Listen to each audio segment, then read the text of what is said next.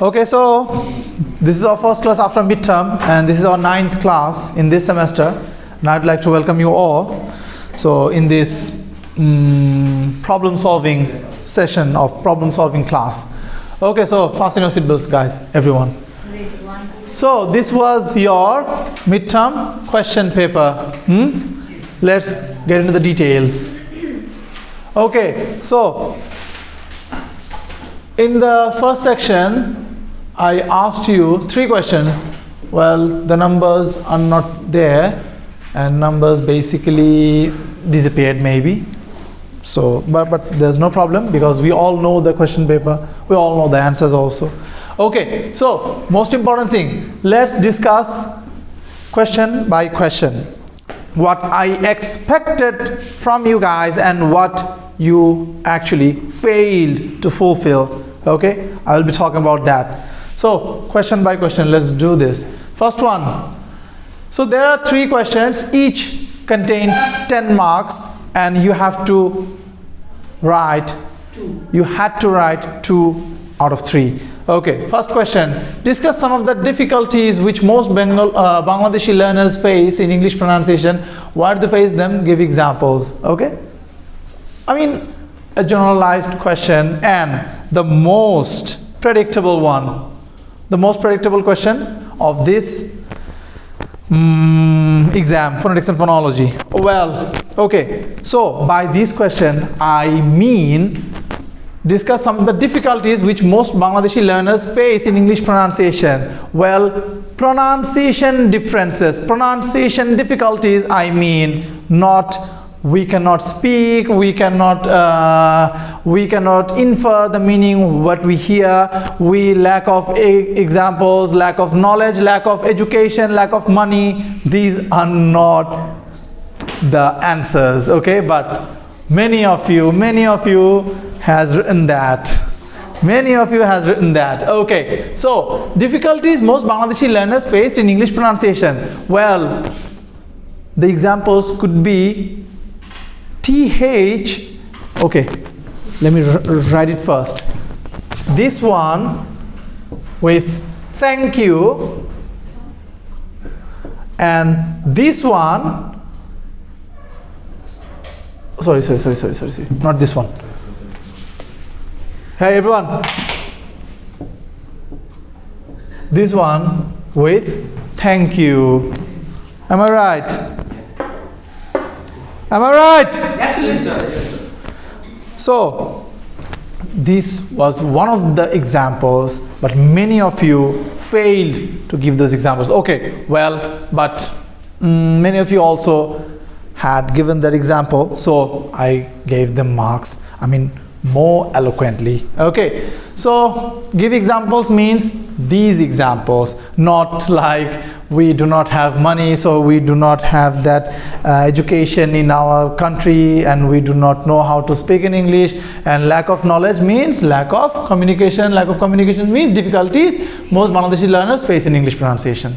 No. Well, I find one script. Well, I find one script. I do not know whether it's from your regular batch or from weekend batch. I just forgot it. But in this question, he or she has written, in Bangladesh, there are many difficulties, and the learners faces many difficulties. So because our school and colleges fail to make us learn proper pronunciation, and there are some good schools and colleges in Dhaka, so that they are Adamji Cantonment College, Shaheen College, BN College, Notre Dame College. Oh, great. I mean, he has written that question with at least 10 to 15 colleges names. Great. Whatever, whoever has done that, I mean, I have given him also some marks. Well, I give you, all of you, grace marks, so nobody should get a 0, but yet I think 2 or 3 persons maybe get 0s.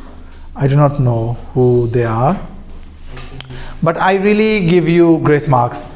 I mean, some of you have done really well according to this question paper. Oh, well, one more important thing. This is the question paper which is very much easier. How many of you think about that? Well, there's nothing uncommon in this question paper. Am I correct? There's nothing uncommon in this question paper. Come on. Am I correct? There's nothing uncommon in this question paper. There's nothing in this question paper which I had not talked in the class, which I had not discussed in the class. Am I correct? Yes, sir. So, this is, I could say this is an easy question paper, but there's a problem. The problem is, if your question paper is easier, hey everyone, if your question paper is easier, then the marking could be harder. And if your question paper is easier, then fluctuation of marks could happen. Okay, I'll be discussing that in brief after this recording. Okay, so most Bangladeshi learners face in English pronunciation. I have said English pronunciation, but you guys answered anything and everything but pronunciation. That means economic problem, school problem, college problem. One of you have written 20 college names.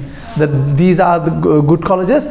They make students learn good quality of English, and those colleges names are Notre Dame College, Adamji College, Shine College, whatever. I just forgot some colleges names also. But that was really fun. That was really fun watching, but not fun giving numbers. Okay, so that was one of the most important questions and the most predictable one. Okay, number 2, discuss upper and lower surface places of articulation in the right order. Well, write at least 5 names on the upper surface, 4 names on the lower surface. Well, that's the question, but that basically happen with comparative marking. You know something about comparative marking. So comparative marking means you will be marked according to your competitioners, according to your classmates. That means if some of you has written 7, then the rest, if everyone has written 5, one has written 7, then comparative marking wise, those who has written 5, their marks will be lower. Okay, but there's a good sign that many of you have written 7 and 4 and in right order. Good, I really like that. So thanks to you guys. And but one problem which I did not discuss, that some of you, maybe some clever person have written some examples also. Upper surface, lower surface with the examples. For example, alveolar with alveolar example, alveolar sounds, velar sounds, palatal sounds. See, some of you have done that, and that's why some of you got extra mark and the rest got lower marked. Some of you has done that. Some of you really have done that, and for that reason marks fluctuated. See, I'm basically making you one thing learn, that you guys will be marked in a comparative way. Okay, for example, the guy, he, not the first one, the second one, he scored for example 18, 18. His marks are not 18. Maybe his marks are 16 or 20. But for in comparison, he got 18. Maybe he should get 20. But the rest, the other competitors get much more higher marks. Than in order to maintain a rationality, in order to maintain a balance, I have to cut his marks or her marks. That's an example. See, that's how comparative marking work. Okay, so upper surface and lower surface, that's, well, in that case, in the first question, those who have attempted the first question got an average mark. I mean average 7, 6.5, 7 or 7.5, hardly 8. 8, I do not think I gave 8. 80% marks means full marks. That means 4 out of 4. But on an average, 70% marks has been given. First one. The second one, that's the trick. The second one, basically, if you have written 7 and 4, then you have explained, then I gave them maybe 8.5, 8 plus, 8, 8.5, maybe 1 or 2, 9. I do not remember it because your scripts was checked at previous week before those matches. So that's why I do not recall everything, but at least something I can recall. So in the second question, those who attempted the second question are the clever person because they gave good marks. If you get 20 plus in this course, then you are in the right track. If you get 20 minus, then you need to improve. Well, if you get 10 minus, then you are basically got a 0, but I do not give any 0 to any student. So that's why basically I gave you some marks. So 10 minus are fail, 20 minus need to improve, and 20 plus are okay, but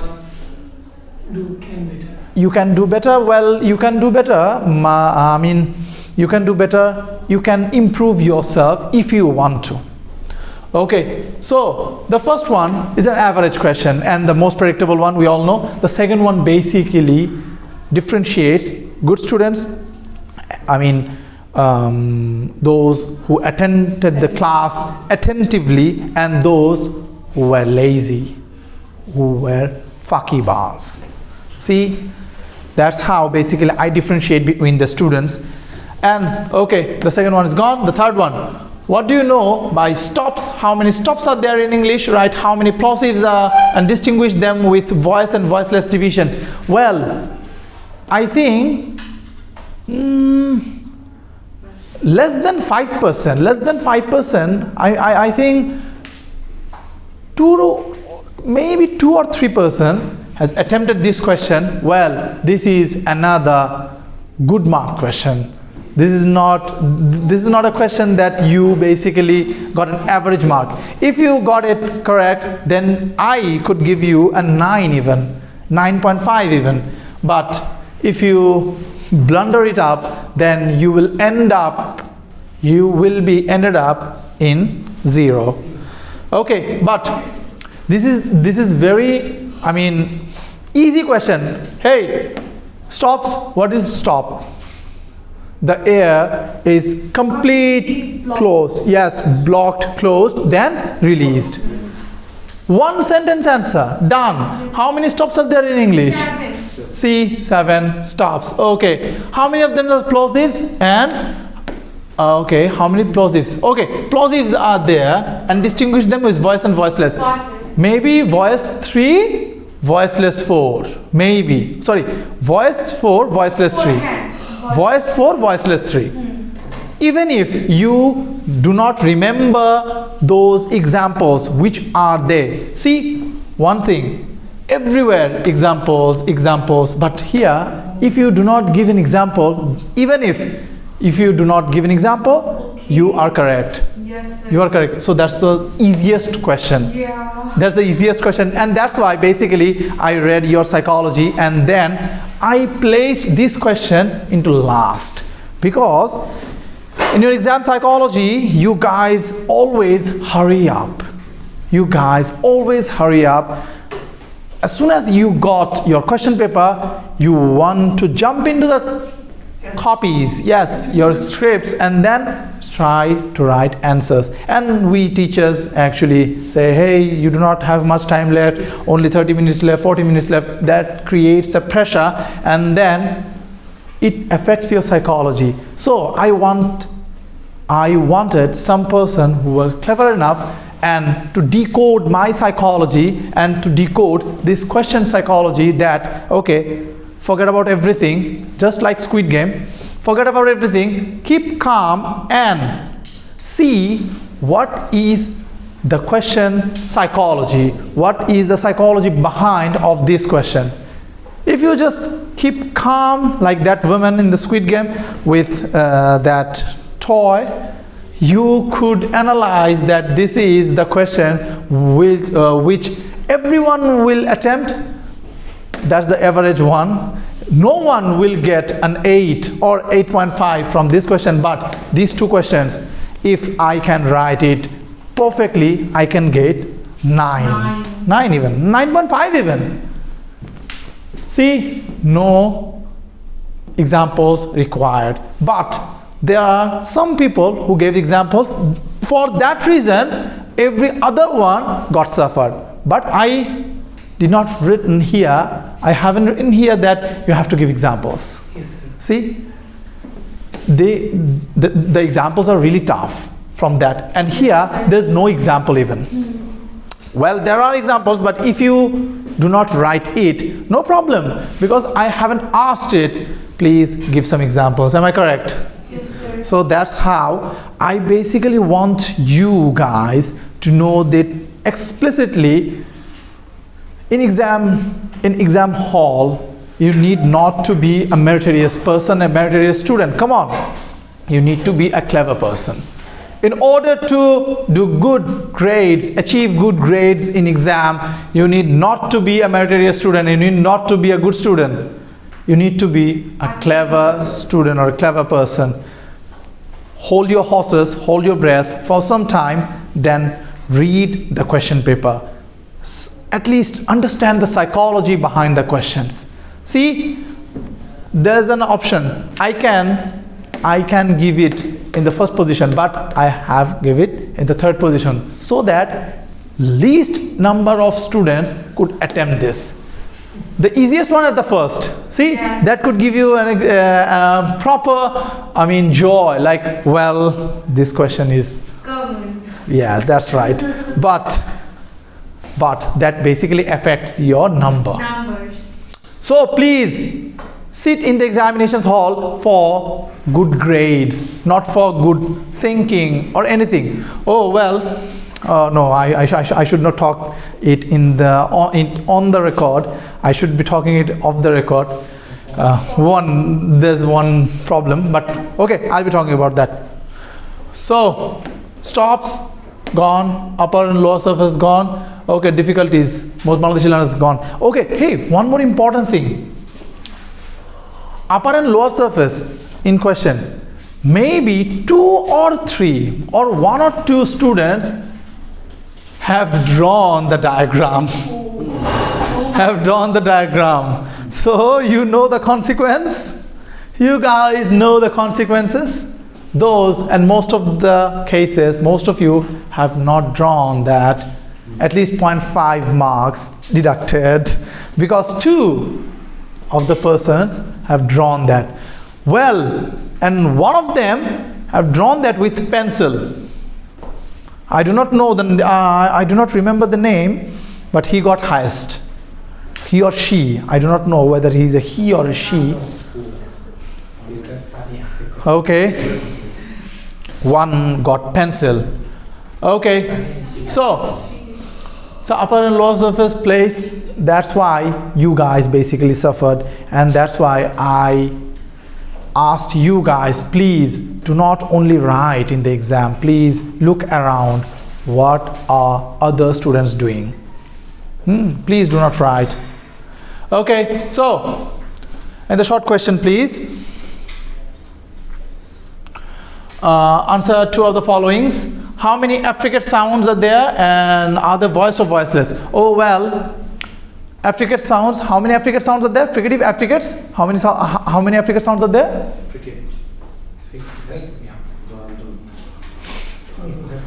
So basically, how many affricate sounds are there, and they are voiced or voiceless? Well, yes, and maybe 1 of them are voiceless and 2 of them are voiced. Okay, so basically, if you have written, yes, these are affricate sounds, these are voiceless, these are voiced.